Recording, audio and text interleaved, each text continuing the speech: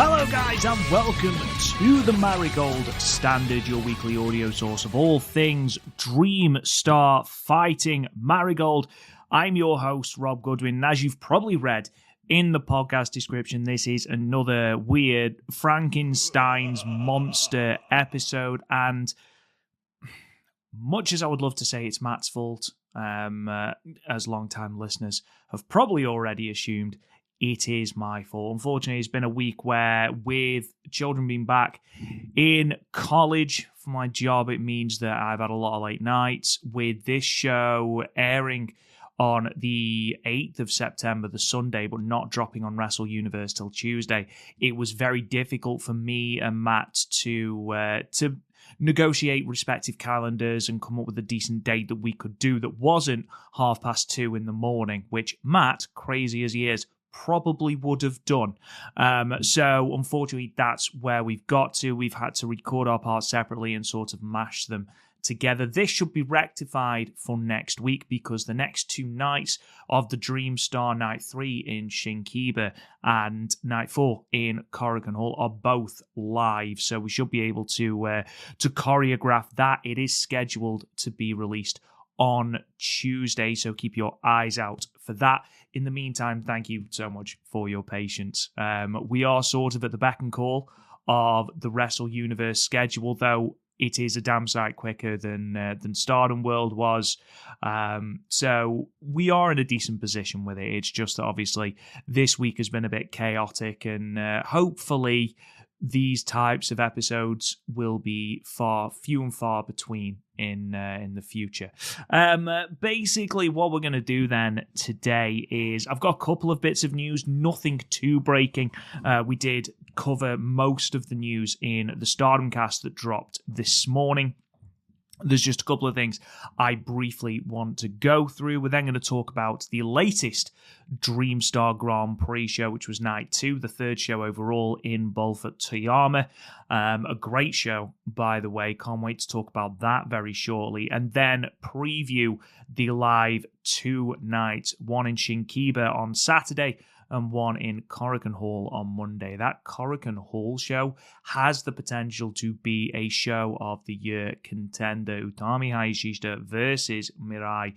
Nanae Takahashi versus Bozilla in their rematch from their absolute slugfest in Korakuen Hall. Mika Wano versus Sareee is going to be absolutely fantastic. Some really, really interesting matchups, and it's going to be interesting when me and Matt do the Marigold Standard next week to really see how these leagues have changed and who is at the forefront of each of these leagues, because we could have a far more complete picture of who is going to be in that final in Nagoya coming out of Korakuen Hall. So really, really exciting there. Obviously, I'll give my thoughts first, and then we'll port over to the better looking and more American of the two hosts, Matt, and he will do the official Stardom Cast and Marigold Standard sign-off. Just a few very, very brief bits of news then. The first pertains to Marigold. They have announced that alongside the Mika Wano photo book and the Chika Goto photo book, Koki Amare's photo book called Amethyst Aura will go on sale at that aforementioned Korakuen Hall show. It's 56 pages and was actually produced and designed by Koki herself. So fair play to Koki Amare for that. Some of the pictures I think have been displayed. I know that Koki has put together a video of some of the shoot, and the photos look really, really good. So the fact that it's been commissioned and all designed by her, brilliant. If you're going to be in Korakuen Hall, first of all, you lucky devils. If you're there, make sure you show your support for the Amethyst Butterfly. Second thing, and this does contain spoilers, so just fast forward ahead, say 30 seconds. I'll give you time to do that. Okay, we have had a Sendai Girls show today at the time of recording, 13th of September, which saw Mikari Wata versus Saori Anou in a rematch for the Sendai Girls World Championship. Of course, Saori Anou having defended that belt on the 24th of August against Dash Chisako, which coincidentally has just today dropped on Stardom World for those that want to watch it. However, in this match against Mika Iwata, Sareee failed in her second title defense. Third title defense, I apologize. Second? Third. I should have researched this. Anyway, she failed, and Mika Iwata is your new Sendai Girls World Champion. The match is live on Wrestle Universe. The entire show was live on Wrestle Universe, so that is in the archives, and it will soon air on Stardom World as well, I have no doubt. We did get rather an interesting, back to Marigold, we did get a very interesting tweet from the Marigold Joshi Twitter page. The fact that, and this is something I really enjoy, so the 5-star Grand Prix, especially recently, we have very grand opening packages. The 2023 one was absolutely sensational from what I remember, but we only get it once. Pardon me. The Marigold sort of opening ceremony or presentation will be taking place at the start of every single show. Basically, under the premise that fans around the country can witness, as they put it, the pageantry. I really like that idea because it does because we had it after the opening tag match in Bolfert Toyama. I really enjoy the fact that we have, look at these competitors, this is what we are going to do now. They really add a layer of importance by doing that, so excellent stuff. We get to see that every single time. My last bit of news before I jump into the review of Bolfert Toyama drops from Mina Shirakawa on Twitter today. Now, I had absolutely no idea about this, and I've only sort of seen it through scrolling through Twitter, and I'm hoping it's not, as blown up as a few people are making it out to be. Basically, she was announced late for a photograph signing, I believe in Osaka. I might be wrong. I think it's in her actual tweet. And I'm not going to read the tweet out to you, but basically she was announced late because she didn't know if she'd be there, which I think is reasonable enough. She said that people were understandably upset that they didn't know she was going to be there. If they'd have known she was going to be there, they'd have turned up. However, apparently abuse has then been levied via social media towards Bushiroad, towards Taro Okada for not announcing Mina Shirakawa. What are you doing? Come on. Do we need to take social media off you? Really? Don't be a plum. Don't ruin it for everyone else. Did people not learn from the abuse given to Sai Kamatani? I know it's not the same sort of thing, but just use social media for good. Is it really that hard? And actually, the moment that you take a rational moment, Mina actually says, and I understand that this isn't going to be the vast majority of fans. I know it's probably not going to be the vast majority of Western fans either, but even so, Mina actually said that basically there is a lot of moving parts in regards to her schedule. And she actually says here, I'm sure I'll continue to confuse everyone with my schedule in Japan and the US, but I'm sorry, I hope you understand. If she doesn't know her schedule, I'm sure that Taro Okada and Bushiroad aren't going to know her schedule either. So let's just back off a little bit and just give them time, okay, and just give them a little bit of leeway. I think there are far more important things to get upset about. But anyway, that being said, let's move on to something considerably more exciting, and that is night 2 of the Dream Star Grand Prix. As I mentioned before, the third overall. We were in Bolfert Toyama on the 8th of September 2024. 305 people in attendance. Now, just to give you some indication, I don't ordinarily like comparing Marigold to Stardom because I know that each company is trying to do their own thing. But at the moment, especially, only, I believe, Marigold. That doesn't help, does it? Jesus.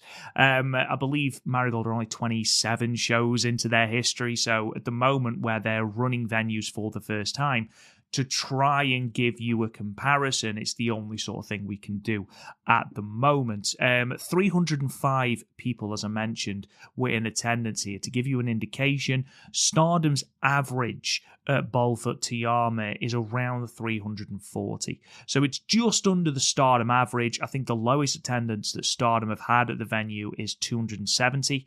So it's a decent enough number at Bolfert Toyama. What I did like about this show, with it being single cam, a lot of single cam shows can be very, I don't want to use the phrase boring. That's not the word I'm looking for. But you very, very quickly become, I don't know, a little bit jaded with it. A little bit, because it is those camera cuts, not Kevin Dunn camera cuts, but it's those camera cuts and things that can often add to the drama of a wrestling show. And, I was worried when it was like, oh, it's a single cam show, but actually I quite liked it where it was perched. I'd love to know if you guys liked that as well, but the fact that it was perched above where the wrestlers are coming in, it seemed to give it a really airy vibe. I don't know why, it might just be me, but that's by the by. A couple of notes, obviously Rhea Sato, who was at ringside throughout this, she is still out of action in terms of wrestling, though she did get involved in the Bozilla and Miko Ano match we'll be talking about shortly. I'm not sure how wise that was, but she did get involved, however briefly. She is still out till the end of September. However, better news is that now Ishikawa, who has been absent from these first 3 shows of the Dream Star Grand Prix, is announced to take part in the 3rd show at Shinkiba, where she is in a 3-way. So that is really, really, really good news. So going back to the show, just to give you a quick reminder of where we were in Dream League, we had Mirai and Nori and Natsumi Shozuki all tied at the top of Dream League with 3 points. We then had, obviously, Chikagoto right at the bottom on 0, alongside Koki Amare as well. In terms of Star League, it was a little bit different because Sareee hadn't wrestled yet. But at the top of the block, we had Miko Ano and Bozilla, who are the only 2 competitors across these 2 leagues that had gone 2-0 in this block. They would meet up in the semi-main event of this show here. In terms of the results, let's go through them now. We opened with a tag team match, Kazuna Tanaka and Mirai defeating Myla Grace and Chiaki, when Mirai pinned Grace with the lariat in 8 minutes and 7 seconds. We then had, as I mentioned, the presentation, and we moved into our league matches. We start with 3 straight Dream League matches. Dream League match, Nori moved to 5 points, defeating Chikagoto, who stays on 0, with a spin kick in 9 minutes and 28 seconds.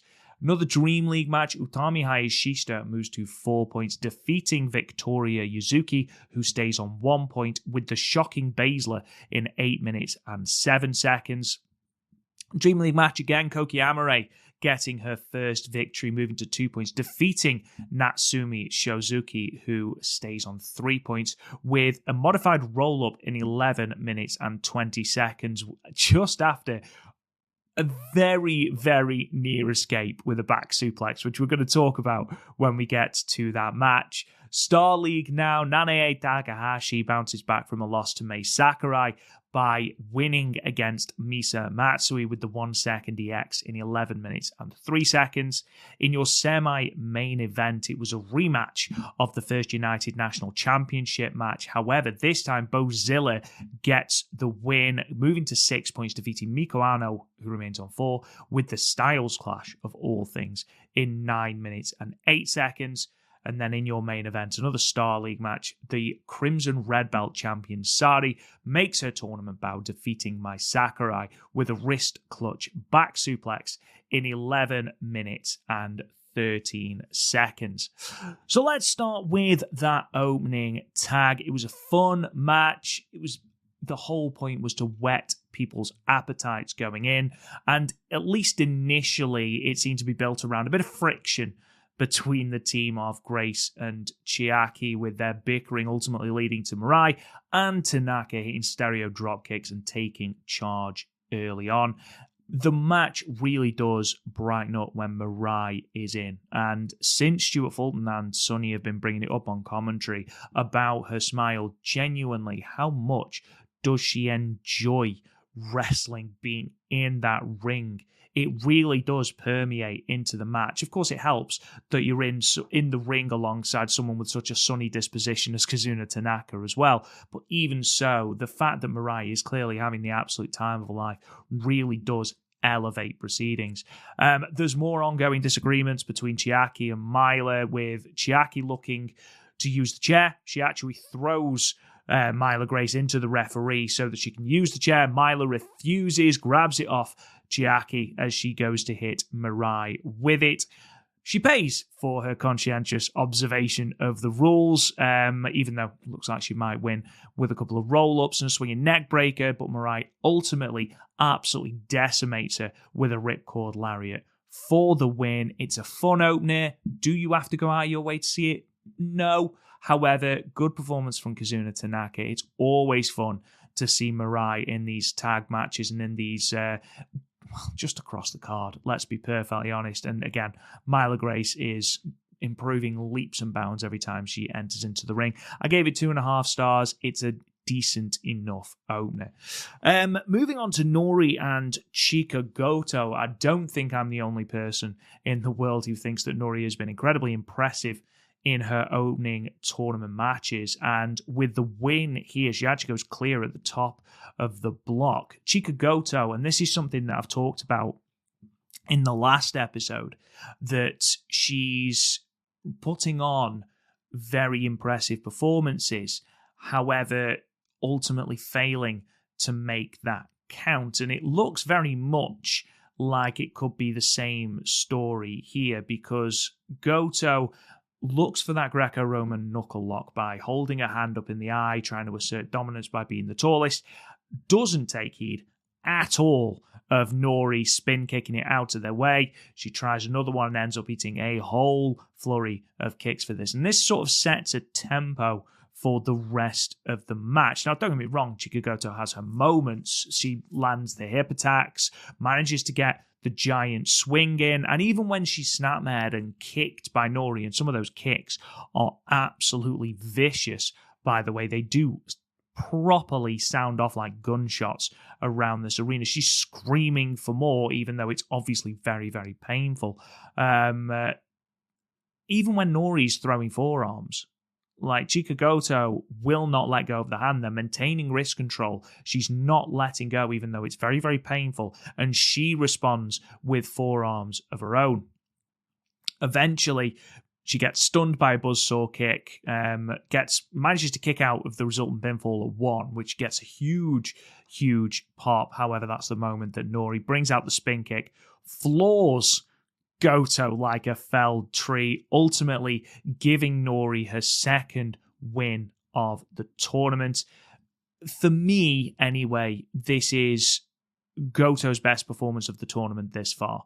Now, bearing in mind that she had a really, really, really good match with Mirai, a really good match with Utami, her courageous underdog spirit really does play off so well against someone who is such a potent striker as Nori is. Her demands for more, the gritty determination not to back down, they're going to stand her in good stead moving forward, though ultimately the disappointing results continue to come. This probably isn't going to be Chika Goto's year. I don't think anyone came into this tournament thinking it was going to be Chika Goto's year. But the fact that she is able to put on these performances, and then couple that with the couple of tag matches preceding this, the one in Korakuen Hall especially, and, the more people are behind her, the more she's going to develop, the more confidence she's going to get, and she is going to get that win. I don't doubt that she'll get a win in this tournament. Will she go through? No, probably not. She's lost 3 back-to-back-to-back. However, I do believe that her improvement is telling. And maybe not even next year, but the year after, we could be looking, fingers crossed about injuries and, all that sort of jazz. After all, this is the world of wrestling. But there is every chance that Chika Goto could be someone we are talking about in contention, because she has everything you could possibly want. All the pieces to become a really, really impressive babyface. In terms of Nori, I am so impressed with Nori. And if Marigold and the Hatman can sign her, I don't want to say poach, as Kandori was pointing out, but if they can get her to a deal, that's going to be fantastic. It really, really is. Now, we'll just say as well, not enough people are talking about how darn catchy Nori's entrance theme is. Like, what a foot stomper that is. Like, genuinely more people do need to be talking about how good this theme is. 3.5 stars from me. A really, really, really enjoyable match. Moving on to Utami and Victoria Yuzuki. I'm really happy that the Shocking Basil was brought out, and it was brought into the match really, really well. The fact that this was the unquestionable ace of the company in Utami Hayashishita against the potential future ace really, really, really excited me. Of course, Utami has a lot to prove.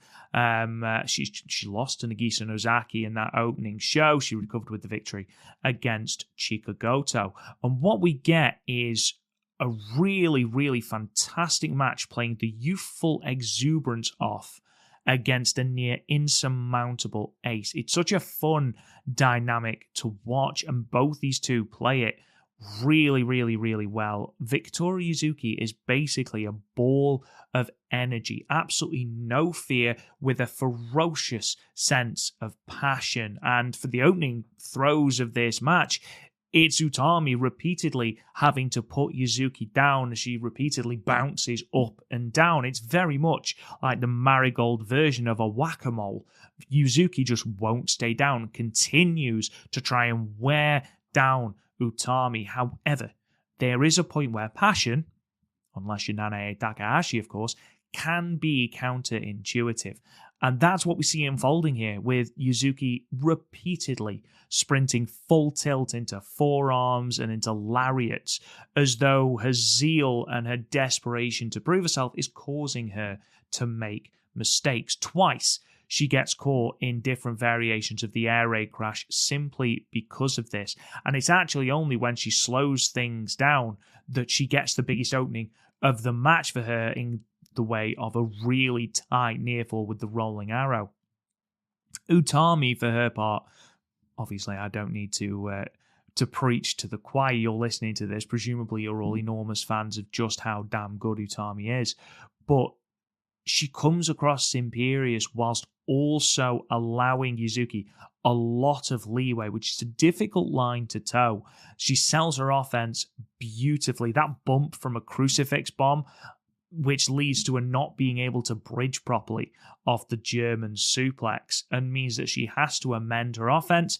It's little nuances like that that put Utami in a class of her own in Marigold in general.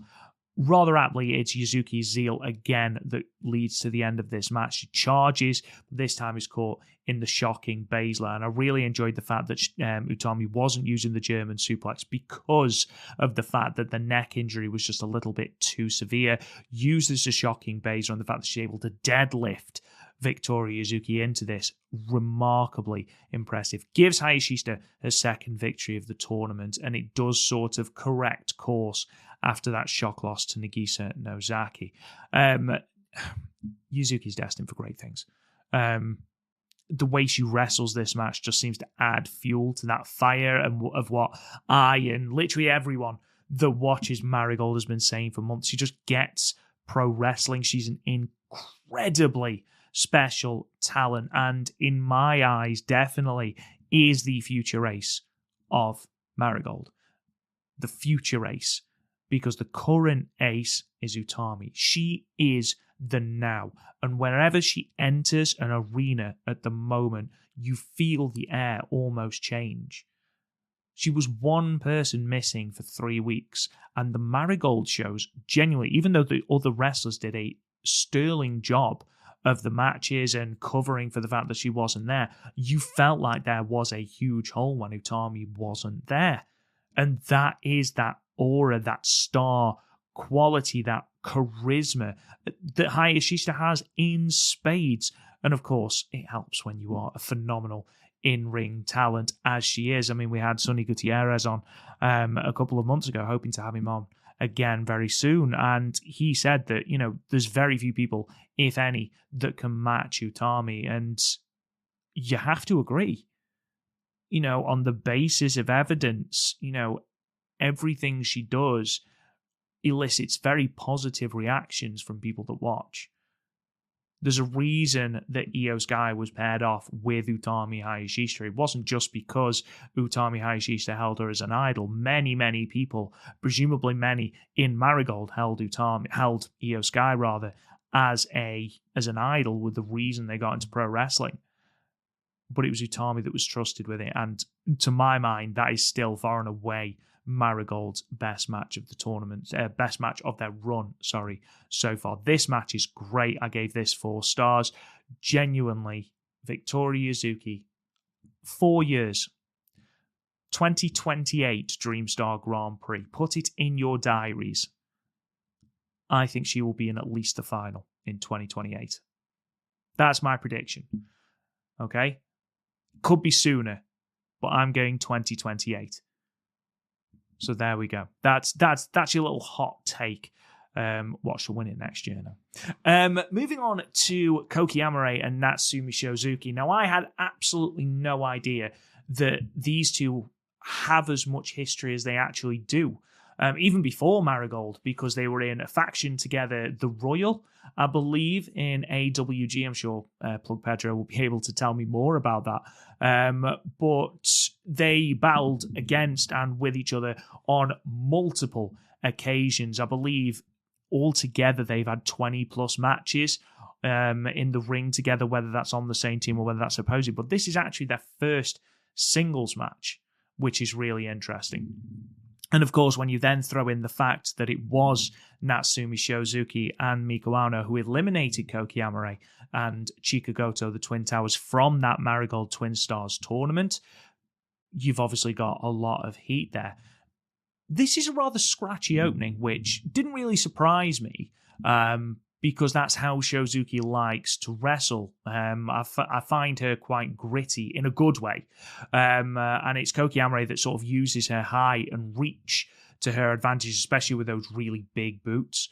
However, Shozuki then looks to negate that by going after Amare's leg. Now, this is where she makes a mistake in my eyes. It's a sound strategy, but not one she capitalizes on, because in her desperation for that victory, bearing in mind that Noria has already won, Shozuki knows she needs to win to keep pace at the top of the league, she changes tack and begins attacking Koki's arm instead. Now, from that moment, even though there is very obvious damage done to Koki's leg, you don't feel like Natsumi Shozuki is in control of the match. It's a mistake, and she never really regains control. And it's actually Amare that rallies. She kicks out of a Shozuki Fisherman's suplex, and she's the one that you actually feel, as the match careers closer to its ending, that it's Koki that's going to get the victory. She hits the Amethyst Butterfly with Shozuki just kicking out in time. Koki Amare then drops Shozuki with a horrendous back suplex. Now, I don't know if it was just a little bit of miscommunication, Shozuki being a little bit, shall we say, elaborate with her landing, but had she not got her hands up in time, she would have landed smack on the top of her head, and we'd have been having a very, very different conversation, because that would have been a very dangerous landing. Luckily, she does get her hands up in time. Koki Amare then wraps her up in a variation of a crucifix pin and wins her first tournament match, and she moves to 2 points. Shozuki, as I've just mentioned, misses the chance to draw level with Nori at the top of the block and will be ruining that missed opportunity. She had the chance to put Amare away, to continue the abuse of the leg, and she changes tack inexplicably out of desperation. Now, for Koki, She was very over with the crowd from the very outset. This is a huge win, and a win over a champion. It could mean a championship match down the line. I don't quite know how they'd fudge that with the weight limit. However, I'd be more than happy to see a repeat of this match. I thought these two had really good chemistry together. I thought they worked really, really well. Gave it 3.25 stars. Overall, a really, really fun match in the center of this card. Nanae Takahashi and Misa Matsui, the passion injection match from these two back in June, is widely considered, and by widely considered, I mean by me, to be one of the most underrated matches in the company's short history. However, fast forward to now, and both women find themselves on 0 points, with Nanae on the receiving end of a Mai Sakurai win, and Matsui having endured back-to-back defeats to start her own tournament. Now, Misa Matsui has the right idea. Completely destroys the arm of Nanae Takahashi for the entirety of this match. She is relentless, completely foregoing that fast start. You know, we're trading waist locks, and when Nanae eventually comes out on top due to the power and experience, Matsui just literally like a shark with blood in the water, zeroes in every time Takahashi goes for a lariat. She finds herself caught in an armbar. It gets really ragged as the pace quickens. However, whereas Shozuki, out of desperation and perhaps a little bit of naivety or whatever it was, Matsui doesn't fall into that trap. She continues to target that arm, gets a really close count with the European clutch, which they've done a really good job, Marigold, of building as a really, really dangerous pin maneuver. However, she falls into the same trap as Victoria Yuzuki. She becomes too overzealous. Yes, she has gone to war on Nanae's arm, and Nanae is undoubtedly struggling. However, Nanae is a living Joshi legend, as her nickname entails. And she's able to wait Misa Matsui out, knowing that she's going to make a mistake, knowing she's going to be, again, too overzealous. And she charges once too often. And whereas before she's been able to counter the Nanae lariat, she gets flattened by this one. Absolutely flattened. Nanae hits her with the Nanaraka. Misa is able to kick out just before the 3 count, but before she has time to recover, Takahashi hoists her up into the 1 second EX for the victory, her first victory of the tournament. We talk all the time on the podcast about how losses can still be beneficial to you. You can still feel elevated because of a loss. It's how you lose. Misa Matsui at the moment seems to be the living embodiment of that. You know, in spite of struggling both with her footing and her knee pad at varying points in this match, she was fantastic, just as she has been throughout this entire tournament. It's not the result, again, similar to Chika Goto, but due to her tenacity and her determination, you know that victory is coming. It's just around the corner. And yeah, again, it's another example of why I think Nanae is doing such stellar work in Marigold. The amount of people who feel elevated from having these matches with Nanae, it truly is exceptional and really does go to show what fantastic talent she really is. Again, I will say it again, you know, long-time listeners of the Stardom cast and indeed of the Marigold Standard will know that I was not a fan of Nanae's later run in Stardom. I can't believe this is the same person. Incredible stuff. Misa feels elevated because of this match. Another 4 stars. Again, a really, really frantic match and a really, really well-worked one as well. Semi-main event, it's the rematch, as I mentioned, of the pure white belt match from the Summer Destiny show in Ryogoku. The 2 unbeaten heavy hitters in Bozilla and Miku Aono.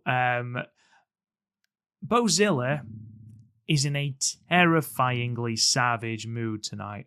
And as the action makes its way to the outside and, I don't know, involuntarily into the chairs. It looks like we could be done in very, very, very short order. However, that changes when Aono begins to target Bozilla's knee. She stuns her on the outside and then rolls her into the ring and continues that assault on the knee. And unlike Shozuki earlier in the night, Aono, similar to Matsui in the previous match, is completely unrelenting in that attack of the leg, and whenever Bozilla powers up, she bounces back. However, Bozilla is a German powerhouse, and she continues to get up. Repeatedly, Aono is flattened with lariats, gets hit with a missile dropkick, the Vader bomb. All of these things rain down on the champion, but still Aono persists in targeting that knee. The inverted figure four leg lock looking especially close to gaining that victory. And Bozilla isn't human, as we know, and just as it looks like Miko Aono is going to be able to hoist her up into the Styles Clash, Bozilla again powers up and is able to back body drop her. We do get a nice little callback to their Summer Destiny match with a series of roll-ups from Miko Aono, but these are the only fleeting chances she has to pin Bozilla after this. She hits a devastating spinning sit-out powerbomb. That isn't quite enough to put Miko Aono down. But however, rather than then go to the drill hole pile driver, which has been very good in getting her victories recently, Bozilla chooses to rub salt into the wound, instead planting Miko Aono with her own Styles Clash and then covers her for the win, delivering her first loss of the tournament, her first ever singles loss, and moves Bozilla to 6 points at the top of Star League. Now, Aono is furious at this, and a brief post-match scuffle breaks out with the pair having to be separated by the likes of Ryo Saito, who, I know you got a fractured rib. Trying to keep Bozilla away from people might be a little bit of a stretch. Victoria Yuzuki comes in. But I have a feeling that if Bozilla was in any way interested in fighting Miko Aono after the bell, she would have done. I doubt that Ryo Saito and Victoria Yuzuki could have stopped her. However, looks like she's going to walk away, but instead she makes for the timekeeper's area where Miko's title sits, saunters towards Aono in the ring with the pure white belt over her shoulder, and it looks for all the world like she's going to lay out the challenge. However, and I do like this, instead she lobs the belt into the ring and says, "I only care about the crimson red belt." Now, if we are veering towards a Sareee and Bozilla program, count me all the way in. Don't forget that's a match that we have not seen yet, and we are going to get later on in the tournament. Both are in Star League. That is going to be very, very interesting. One of these women is going to have to come out on top, and it wouldn't surprise me if it is Bozilla, and that's a red belt defense further down the line. These two are another great pairing that have really good chemistry. It's perhaps helped by Miku being one of the only people on the roster that it's actually believable could pin Bozilla. I mean, she executes the plan of cutting out Bozilla's leg from under her with ruthless precision, but it's that unmatched power of Bozilla. And in short, though I still consider her match with Nane at Korakuen to be her best and most competitive singles outing, I'd have to say this is a close second. Because even though, Bozilla got a Bozilla, she's got to get that power move in, and she's got to toe that line between being a completely dominating badass, but also not just completely burying every single opponent she's against. I feel like, especially in this match with Miko Aono, she found that balance really well, and that's because every villain has got to have a weakness. Miko Aono found that weakness, and she just wasn't quite able to sort of keep drilling at that weakness enough to secure the victory. It was just because Bozilla is just that little bit too strong. And the fact that Bozilla is now using Miko Aono's move as basically a big middle finger, huge, huge fan of this. Really enjoyed this match again. This show is very, very good, top to bottom. 3 3/4 stars from me. And then we move on to the main event, Saree's first outing in the tournament. Mai Sakurai, of course, coming off the back of a star-making performance against Julia in Korakuen, and then another impressive victory over Nanae Takahashi, and she is chomping at the bit to get started, and she immediately makes for Saree's arm. Doesn't even let Sareee get in the ring properly. Of course, this is Saree's first match in Marigold, aside from the 1-minute match against Julia during her farewell gauntlet, since she fractured her wrist. And Mai is absolutely determined to cause and inflict as much pain on that as possible. Immediately we move to the outside, volley of strikes and stomps.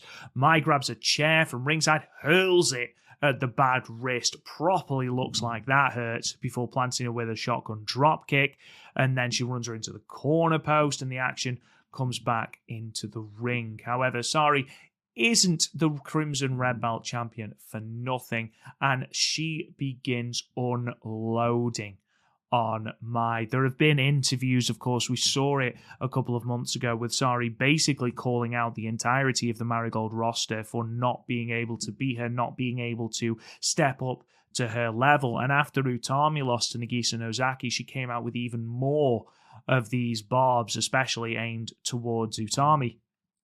And Sareee just seems to be on a one-woman mission to hurt and destroy this Marigold roster, and the way that she absolutely unloads with a blistering response that sends Sakurai staggering back is truly alarming at times. There's some slaps that are gut-wrenching.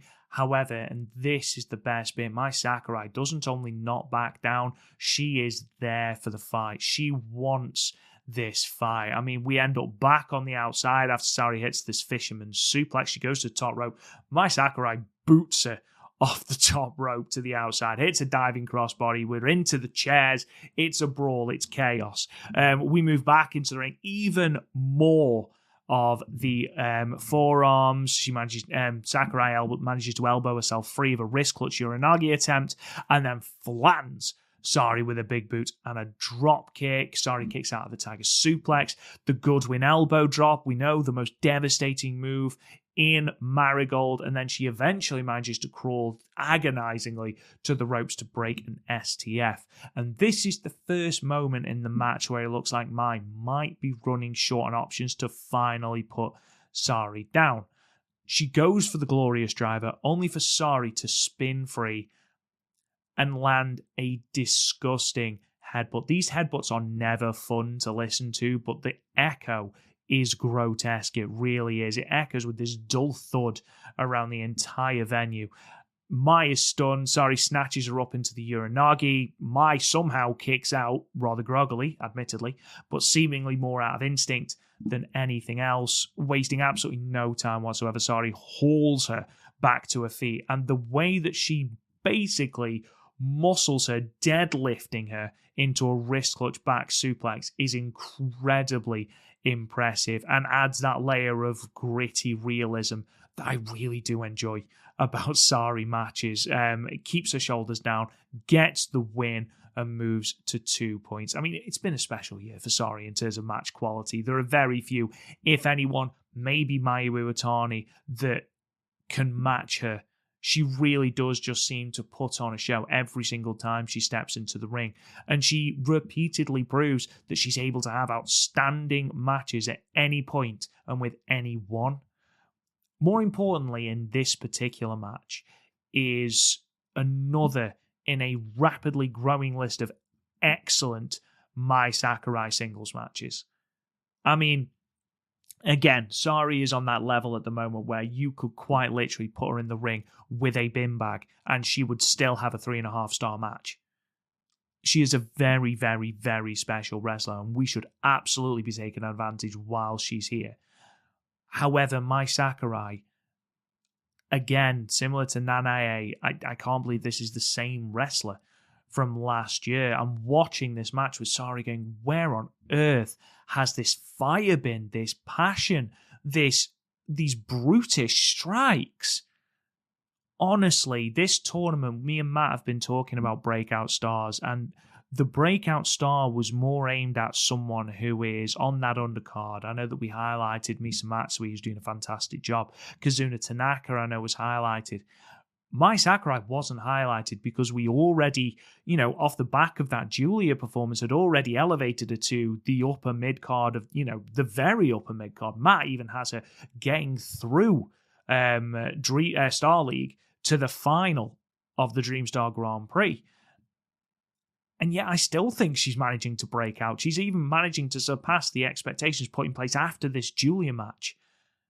And, whether that is an answer to the rallying call or the sarcastic rallying call of Sareee, or whether it is just because she's, allowed to flex, allowed to spread her wings, if you will. We've seen what it's done for Mirai. We've seen what it's done for Victoria Yuzuki. Now we're seeing what it's doing for Mai Sakurai. Absolutely fantastic match, 4.25 stars. This entire show, top to bottom, with the exception of that opening tag, which is still fun in its own right, is absolutely brilliant. Absolutely go out of your way to see this show. It's really, really fun. It goes by like that. No 15-minute time limit draws, so Hatman being very, very reserved in that. Just a quick running through of the standings as we head into Shinkiba on Saturday. Dream League is as follows. Nori sits at the top, 2 wins, no losses, 1 draw on 5 points. Utami is in second, 2 wins, 1 loss on 4 points. Mirai, with 1 win, no losses, and 1 draw, is at 3 points in third. Natsumi Shozuki is in fourth, 1-1-1 with 3 points. Nagisa Nozaki, 1-1, 2 points next. Koki Amare with the same, 2 points. Victoria Yuzuki sitting second, bottom of the block, 0 wins, 1 loss, 1 draw with 1 point, and then propping up the block, Chika Goto. No wins, 3 losses, 0 points. However, you know what they say about the people at the bottom. They are the strongest because they're holding everybody else up. Star League, then Bozilla, the only person at the moment to wrestle 3 matches and win 3 matches. She's currently 3-0 with 6 points. Miku Aono sits at second, having endured her first singles loss, 2-1. Sareee now in third with 1 victory, 2 points. Mai Sakurai 1-1 on 2 points. Same with Nanae Takahashi. Chiaki is 0-1 on 0 points. Kazuna Tanaka the same on 0 points. And then propping up Star League, Misa Matsui 0-3. So just to whip through what we have got on tap this weekend. We are in Shinkiba on the 14th of September, which is tomorrow as we record on Saturday. We will be live on Wrestle Universe, so make sure to check that out. Your matches are as follows. Koki Amare versus Victoria Yuzuki, and Nagisa Nozaki versus Nori from the Dream League. The Star League sees Sareee versus Chiaki, Nanae Takahashi versus Kazuna Tanaka, and a potential for a bit of an upset here with Mai Sakurai versus Bozilla as well. Night 4 then, Monday the 16th of September. It's an early start. It's 3:15, I believe, British Standard Time. So it is early. It's a holiday in Japan. And this is where your really, really, really big matches are. This card is stacked. So in the Dream League, we have got Utami Hayashishita versus Mirai, which has early match of the tournament vibes. It really does. Natsumi Shozuki versus Nori. Again, both women very, very strike heavy. Natsumi Shozuki has no filter whatsoever. So yes, Nori will probably flatten her, but Natsumi Shozuki will get straight up and will persist to try and flatten Nori as well. Chika Goto versus Victoria Yuzuki. Star League sees the red belt champion and the white belt champion against each other, Sareee and Miku Aono. As I mentioned before, Nanae Takahashi versus Bozilla. Mai Sakurai versus Kazuna Tanaka. And Misa Matsui versus Chiaki as well.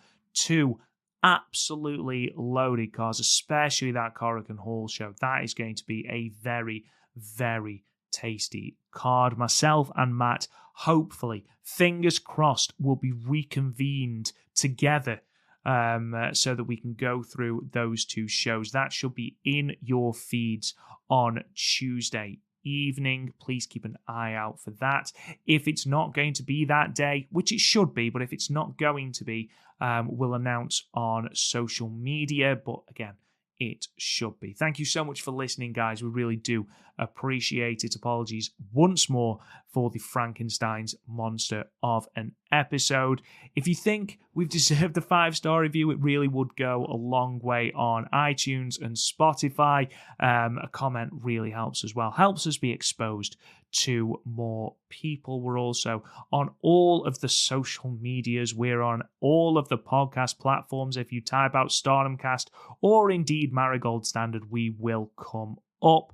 You can find us on social media at the StardomCast. Don't forget to check out the website www.thestardomcast.com for all of the backdated episodes of the Marigold Standard and all of the stats regarding Marigold as well, which we will hopefully be posting on social media very, very soon, looking at the end of the Dream Star for that.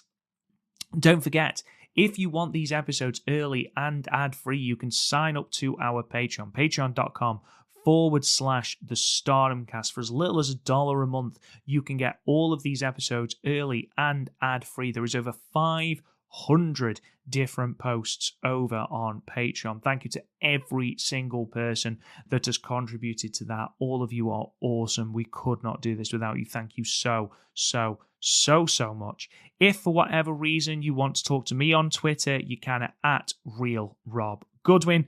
I'm not going to do Matt's socials because you're going to hear his beautiful dulcet tones now, his husky, sexy voice. Ladies and gentlemen, it's Mr. Matt Turner. Hello, everyone, and welcome to the Marigold Standard. This is the podcast where we talk all things about the fantastic new, tremendous professional wrestling company that is Dream Star Fighting Marigold. Folks, I'm your host of this episode. My name is Matt Turner, and unfortunately, folks, this is going to be another episode where myself and Rob Goodwin just could not find the time to podcast together. So we're going to do my thoughts, we're going to do Rob's thoughts, and then we're kind of, as he says, Frankenstein patch these two shows together. And I apologize. I know about a month or so ago we did one like this, and then back when I was away at work in the beginning of the summer, we did one like that as well. Not the first time, probably won't be the last. It's just been such a busy week for myself and Rob, considering the fact that Rob is in full school swing and he has so many meetings set up, parent meetings, teacher meetings, student meetings, that he just couldn't find the time. And then myself, I'm slammed with certain meetings and last minute meetings coming up, or last minute meetings that have basically kind of thrown my schedule off. Throw that in the fact that Friday I'm going to be away for half the day, going to go see one of my favorite bands of all time, the mighty Megadeth. Obviously huge fan of the Megadeth. Peace sells, but who's buying? So unfortunately, we only had one show to review. Just the third show from the Dream Star tournament, the Dream Star, Grand Prix. So we were thinking about maybe pushing the show off a week, but we decided, you know what, I'll record my thoughts, Rob will do his stuff, and I'll kind of just put everything together just to give everybody, the fantastic listeners of the Marigold Standard, just a little something to kind of hold you over. So again, folks, apologies, but we kind of just want to put something out there to get some context out there. So what I'm going to do is I'm going to review. I don't have many news and notes here. That's kind of Rob's thing. So I'll let him know that any news and notes just for him to handle. So my portion's not going to be that long because we just have the one show to talk about, the 7 matches from the 8th of September. And then we will close it on the brand new segment, A Gaze at Julia, as Julia was all over the NXT TV just the other night. So that's what we're going to do, folks. And again, apologies, and we appreciate your patience and your understanding. It's just been a really busy week for myself and one Rob Goodwin. So, folks, I guess without any further ado, as long as everybody's doing A-OK and you're having a great day and beautiful. I don't know where you're at in the world, but here in northeastern Pennsylvania, the first week, really we're on week 2 of September. We're only about a week away from actual fall season. It is beautiful, beautiful out. So, but without any further ado, folks, let's get into the Dream Star show number 3 from September the 8th, 2024. We open with a tag match as the makeshift team Mirai and Kazuna Tanaka defeat Chiaki and Mai LaGrace when Mirai hits the Rainmaker to Mai LaGrace. What I'm going to do, folks, I'm just going to go through the results, go through the updated standings, and then I'm going to go back and just do the highlights, and then we'll do our gaze at Julia. Match number 2 is our first official Dream Star Grand Prix tournament match as we go to the Dream League as Nori picks up 2 more points, taking her to 5, defeating Chikagoto with a 360 spin kick. We stay in the Dream bracket with Utami Hayashishita picking up another 2 points, taking her to 4, defeating one Yuzuki in a fantastic match with the Shocking Baszler. We go to the 4th match on the show, staying in the Dream League, where we see Koki Amare defeating Natsumi Shozuki with this really wicked wrist clutch back suplex. I really, really like that. Hope that she's using that more often on these upcoming shows. We then go to the Star League, where Nanae Takahashi, former World of Stardom champion, former winner of the 5-Star Grand Prix, picks up her first 2 points with the Nanae Rocker on Misa Matsui. Co-main event, Bozilla running through the Star League, picking up 2 more points on the pure white belt champion Miko Ano, defeating her with her own move, the Styles Clash. And then in the main event, another must-see outing, not only from Sareee, but from Mai Sakurai as well, as Sareee picks up her first 2 points of the tournament, defeating Mai Sakurai with the Hammerlock Exploder. Okay, folks, so there's your 7 results. Let's go through some highlights in the Matt Turner star ratings. Take that for what it's worth. So we get Mirai and Tanaka. They start out with using some double team wrist lock exchanges onto one Mai LaGrace. Mai LaGrace hits a basement dropkick to Kazuna Tanaka for a 2 count. Chiaki is able to come in the ring using her hard hitting action. I'm such a huge fan of her. Not only her in-ring work, but her character work as well. Each and every outing, she just seems to be getting better. Chiaki hits a boot scrape onto Kazuna Tanaka. Tanaka is able to come back with a really nice armbar to Chiaki. Then Mirai is able to come in with an angle slam onto Mai LaGrace. Kazuna Tanaka takes Chiaki out with the Joshi-style dropkick, and that leaves the door open for Mirai to hit the Rainmaker on one Mai LaGrace. 3.5 stars, and I know I say this quite a bit, and I'm going to say it again. Mai LaGrace just gets better with each and every outing. She is a fantastic, fantastic wrestler, and I'm loving seeing the improvement that is one Mai LaGrace. We go to match number 2 with Nori, my new favorite wrestler, saying that a lot, taking on one Chikagoto. These two, it just didn't seem like this was a good match, but I was expecting like blowaway, like right around like a blowaway match, considering the fact that how great Chikagoto is, and Nori, he was like basically stealing the show here in the Dream Star Grand Prix. You know, she's had great outings. She had a great match with Mirai that went to the time limit draw. She almost pretty much stole the show at Summer Destiny. Nori is somebody that I'm so blown away with just how great of a wrestler that she is. And again, Chikagoto is one of my new favorites. She's got the coolest catchphrase in all of Marigold. You know, the Go Chica over here, and the crowd is all into it. She's got some like pink and red highlights in her hair. She's looking so cool. She's got great charisma, great stage presence, great ring presence, great crowd psychology. This one, yeah, let's get into it. It just seemed like by no means was it bad. It was really, really good. Maybe I was just expecting just a little bit more. Maybe they just didn't have chemistry. I don't know. Nori starts this match off with some leg kicks, and then she's able to grind Chikagoto, go Chica down with the crossface. Nori then hits a series of soccer kicks on Chikagoto. Chikagoto is able to come back with some forearms. She gets Nori in the giant swing. Nori is able to fight back with some of her fantastic striking spin kicks and lariat to Chikagoto. Chikagoto fires back with a lariat. Nori comes back with some more leg kicks. I like this, how that anytime Chikagoto, psychology here makes really good sense.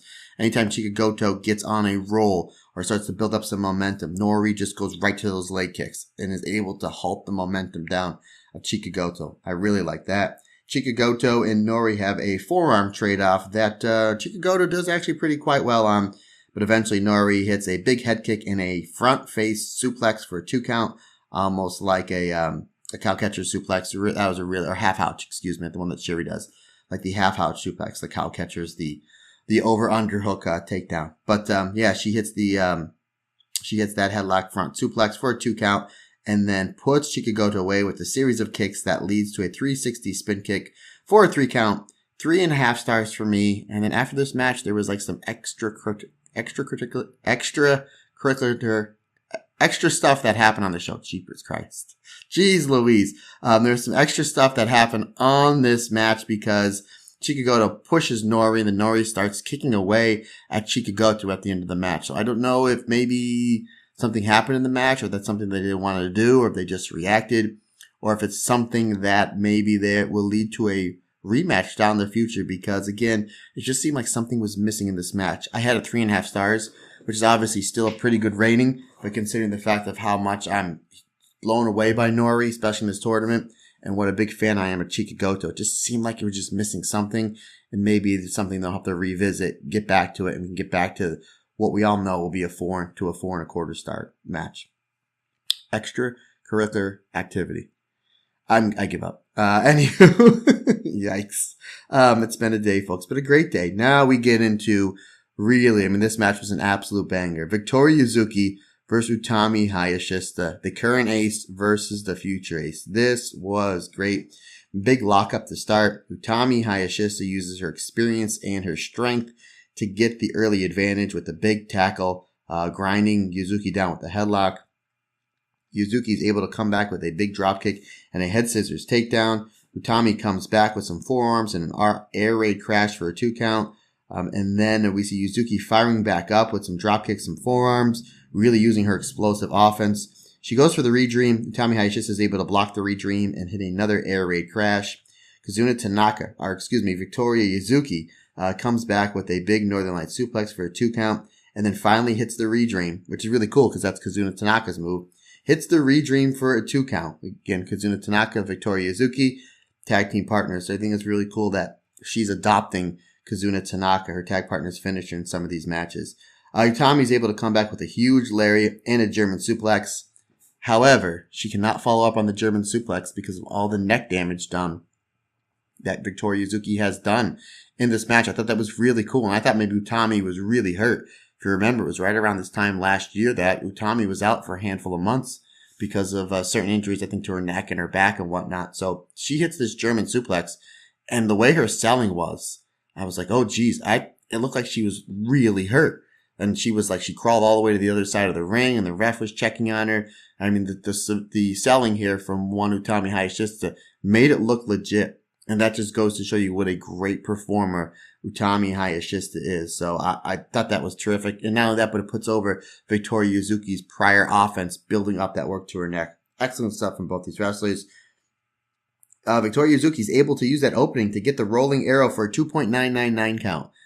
I thought that was the finish of the match. I really did. I bit so hard on that finish. I thought that was it.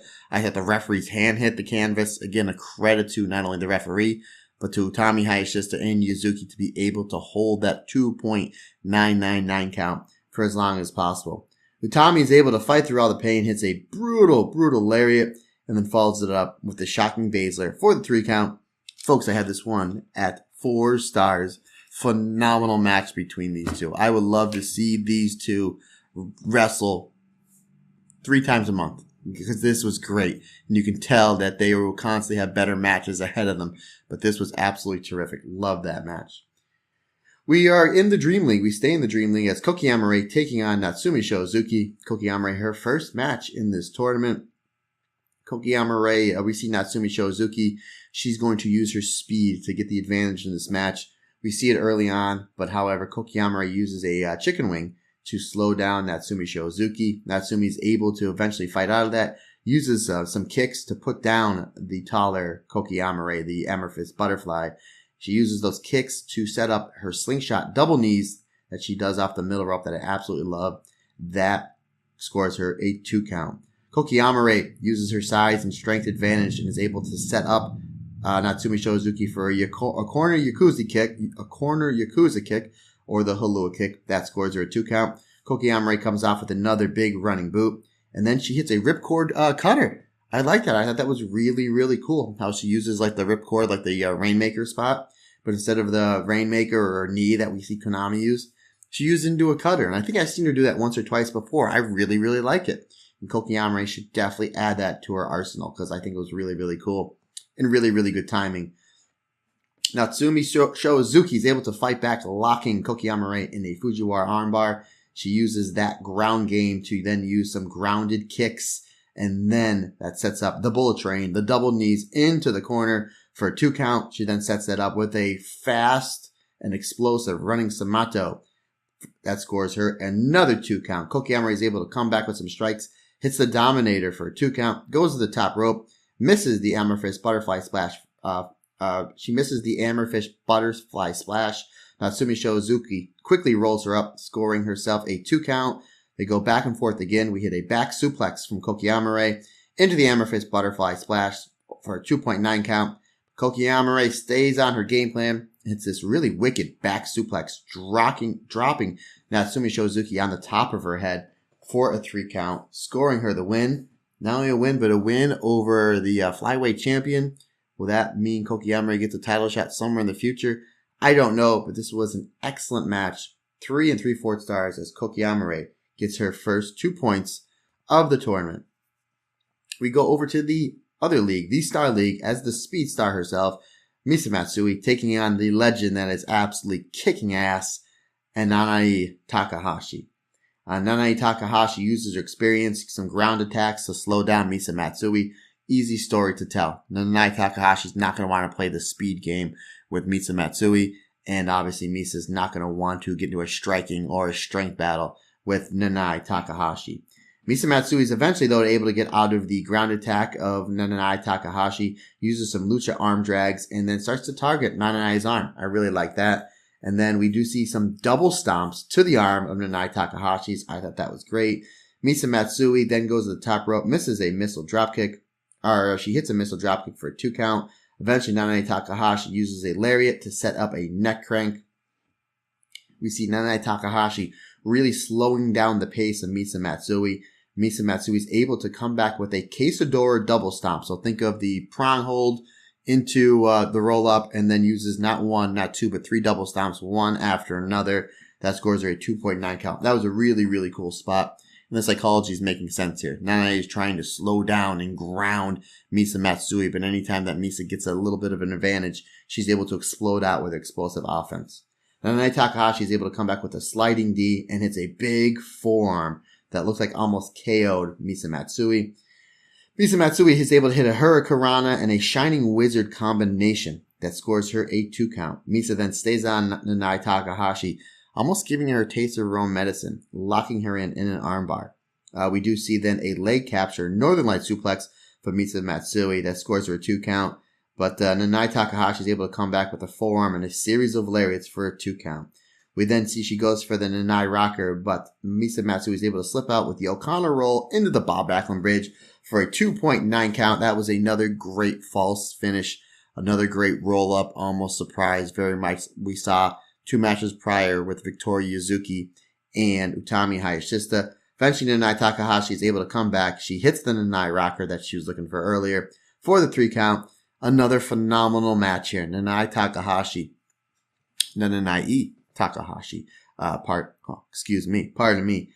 As Rob has said on this podcast several times before, she's on the run of her life. She really is. This is the best series of matches she's had in years. She's crushing it here in Marigold between what she was able to do with the matches with Bozilla, the tag matches with Naoya Ishikawa, the match with Mai Sakurai last week, and this match here with Misa, and obviously, who can we forget that Cork and Hall main event match with Utami Hayashishita.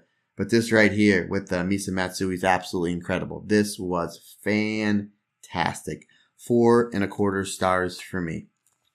We go to the semi-main event in the Star League. Miko Ano taking on Bozilla. Miko Ano, if you remember, back in Summer Destiny, shocked the world and Bozilla when she rolled up Bozilla and was able to win and become the first ever pure white belt champion. Is it so nice? Can she do it twice? Bozilla certainly hasn't forgot because as soon as the bell rings, Bozilla just is all over Miko Ano. I mean, she kicks her, she's forearms, just dominating her, throws her to the floor. It's just beating her up really on all sides of the arena. Pitches her back in the ring.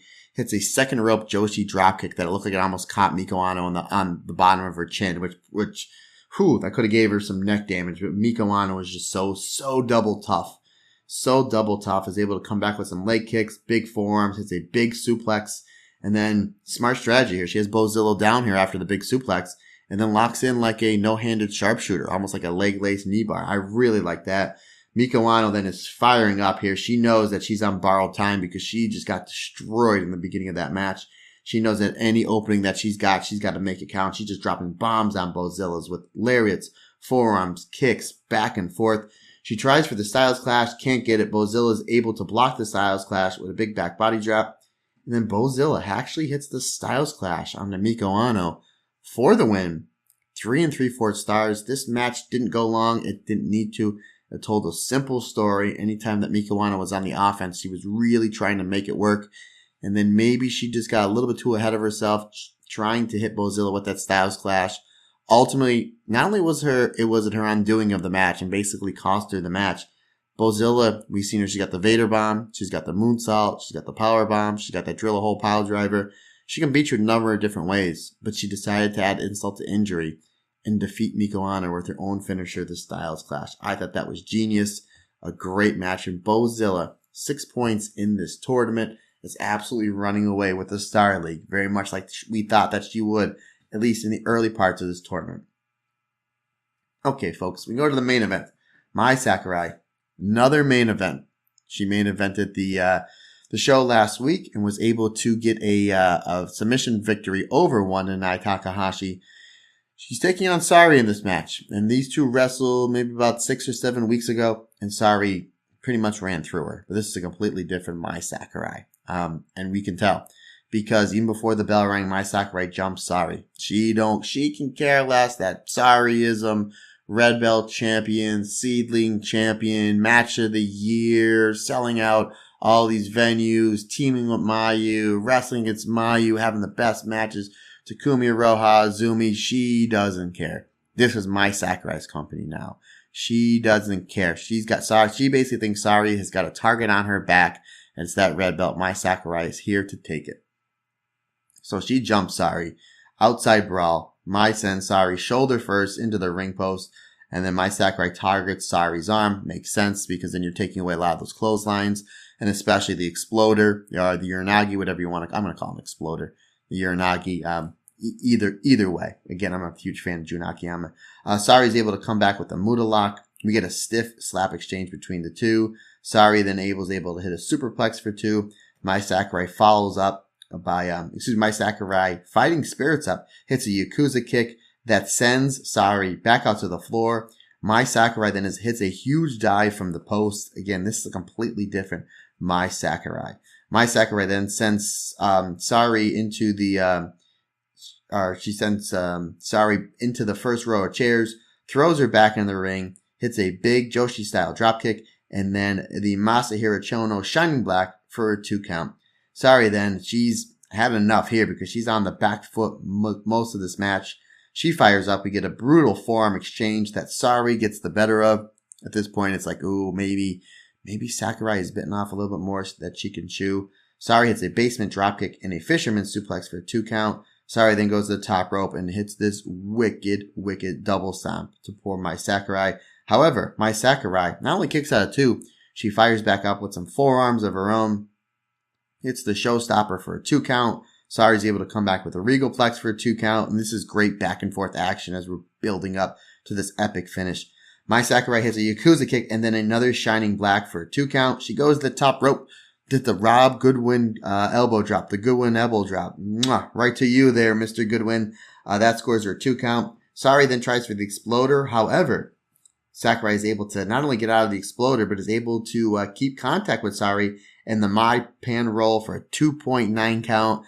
Again, this was the third flash pinfall in this show that everybody bid on, including me. This is a great job from Marigold to be able to tease finishes like this because it really adds on to the match. Mai Sakurai hits a tiger suplex. That scores her a 2 count. After the kick out though, Sakurai keeps the focus on Sareee, gets the STF onto Sareee. Sareee gets the ropes, fires back up with some forearms, is able to then catch Sakurai off the rope with a big exploder for a 2 count. And then Sareee is able to finally put Mai Sakurai away with the hammerlock exploder. 4-3, 4.25 stars. And I will say this, folks. Obviously, Sareee gets the win here. Obviously, she's the one that got her hand raised and got the 2 points. But if you're basing this in the Bobby Heenan world of who won on points, not counting the 3 count, Sakurai had like 60-65% of this match, which was genius to whoever put it together, because even though Mai Sakurai lost, she lost in the main event to somebody that a lot of people have as Wrestler of the Year, or one of the top 2 or 3 Wrestlers of the Year. Not only that, but she's the champion of this promotion. In her first Dream Star match, Sakurai took it to her. She kicked Saree's ass. It really just took those 2 last exploders to put Sakurai away, but Sakurai hit Sareee with everything.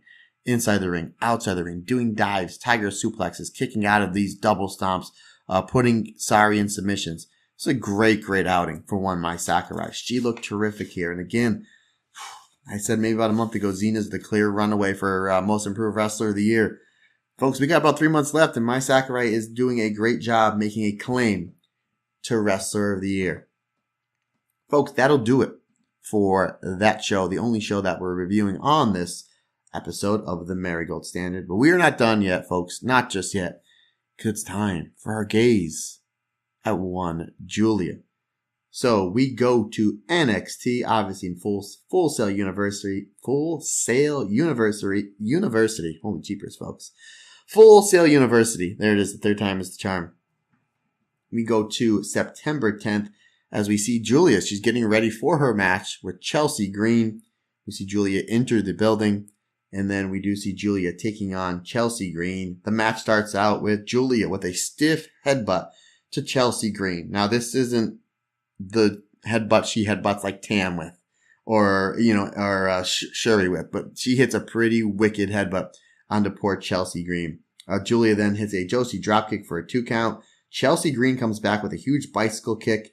Got to keep in mind, Chelsea Green wrestled in Stardom before. She is not too unfamiliar with the Joshi style of pro wrestling. She has taken the 3-dom dropkick, maybe the most wicked 3-dom dropkick ever. If you just type in Chelsea Green dropkick on Twitter, it comes up. Not only that, but she once challenged one Kyrie for the Wonder of Stardom Championship in the legendary Corkin Hall. So Chelsea Green does a good job here keeping up with one Giulia. Giulia then locks in the spider web. Chelsea Green's able to come back with a beautiful German suplex and then a flatliner for a 2 count. Giulia then hits a wicked belly to backdrop suplex and then a neck breaker off the apron. We get an outside brawl between the two where Chelsea Green throws Giulia over the announcer table. I thought that was great. Chelsea Green then goes into the ring, goes for the missile dropkick, but no water in the pool. Chelsea Green misses the big missile dropkick. Giulia quickly takes advantage, hitting the G trigger and the Northern Lights bomb for the 3 count. This match went like a little bit over 6 minutes. I thought it was great. I thought most of this match was, when it was announced it's going to be like a 4 or 5 minute squash. It wasn't. Andy Header even texted me right afterwards. He's like, I think Chelsea Green got a little bit too much in this match because we're building up for October 1st, CW, NXT, Roxanne Perez, and Giulia. And I see his point. And I said, hey partner, I see your point, but maybe they just wanted to get a look at Giulia selling. Again, not only that, but maybe she wanted to get some practice selling with all the different camera angles that the WWE provides. It's, it's not Stardom. It's not Marigold. It's not anything like she's ever been to. The production quality is just on a completely different level. And maybe that's why they had her maybe on the back foot a little bit of this match, so she can kind of get down some of the selling and some of the facials and some of the timing with that. So that would be my guess. Like, I completely understand. You kind of figured Giulia coming in with all this fanfare, and damn right, rightfully so. I mean, Giulia's phenomenal. I mean, she's on another level. The reason to give Chelsea Green that much offense, that would be my guess. Regardless, I was entertained in this match. I didn't mind that it wasn't the squash that a lot of people thought it was going to be or should have been. I was shocked that Giulia was able to use the Northern Lights bomb. I figured maybe the Glorious Driver would be her finish, but NXT's letting her use the Northern Lights bomb. I'm all for it, and great job. I believe Vic Joseph I don't watch NXT as much as I should just because I just don't have the time.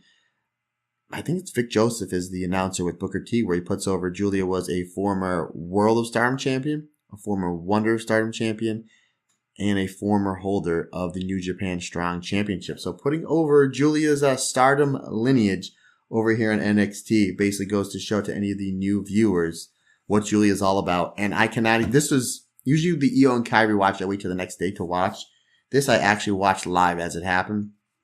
And probably about a half an hour after this match happened, my Facebook DM and my Twitter DM was really blowing up with people saying, okay, I heard you talk about it. Mostly personal friends of mine, all people that I've known for years and years and years that really don't watch Stardom. They just watch WWE, NXT, and AEW. And they're like, okay, this Julia person I know came with a lot of fanfare. What can you tell me? Or what are certain matches to watch? It was really cool because people are going to be going back now watching through some Stardom stuff, obviously some Marigold stuff. Obviously her runs there were fantastic. Obviously Marigold, she was only there a couple months because the company's only a couple months old. But people are really, really interested in Julia, and rightfully so. So that wasn't the end of Julia, as we got a backstage segment where she's almost like being translated by Funaki, which I thought was Kaintai Funaki, not Masa Funaki, the guy that started Pancrase with Minoru Suzuki. As cool as that would have been. But basically, they're trying to translate for each other. But Julia speaks pretty good English. And then Roxanne Perez comes into the picture as we're starting to build towards that match here coming up in just 3 weeks' time. And Julia basically tells Roxanne Perez, I know you're scared. It's okay to be scared. And Roxanne Perez says, no. I'm not scared. But she looks scared. But regardless, I'm super excited for that show on October 1st. Julia versus Roxanne Perez. And I think they're doing Trick Williams and Ethan Page. Again, I know quite a bit of Ethan Page through not only AEW, but through his work over in TNA or Impact. And I've seen a little bit of his stuff in NXT and what I've been able to see Trick Williams. I'm really impressed with as well. And again, I know, and people tell me all the time, you got to watch NXT. It's great. I know that it is. I just don't have the time. However, I will be watching everything that Julia does on the Black and Gold brand because we are here to give you on the Marigold Standard our gaze at Julia. Folks, that's going to wrap it up for this episode. Again, we appreciate you understanding how, once again, myself and Rob, we just could not find the time. Like I said, our work schedules are just been so backlogged and so loaded, especially with a lot of these last minute meetings that he has to go through and that I've been experiencing as well. So, but hey man, sometimes that's the way the cookie crumbles. But again, instead of not giving you an episode, we figure I'll record my thoughts. Rob will record his thoughts. He'll put the news in, parachute it in where he needs to. And that'll be that, folks. So again, we appreciate your patience and your understanding. Hopefully next week we will be back with a normal me and him episode talking about all things Marigold. So folks, we greatly appreciate your support. We really, really do. Questions, comments, folks, anything you need from me, Matt Turner OF on the Instagram and or the Twitter. If you want to shoot me an email, that's perfectly fine as well. The StardomCast22@gmail.com is the best way to get a hold of me via the email systems. And folks, that's going to wrap it up for another episode. We greatly appreciate your support. Can't do it without you. Because like I always say, it's just not my podcast. It's our podcast. Because when all together, everyone's different. Everyone's special. Have a great day, everyone. Be kind to one another.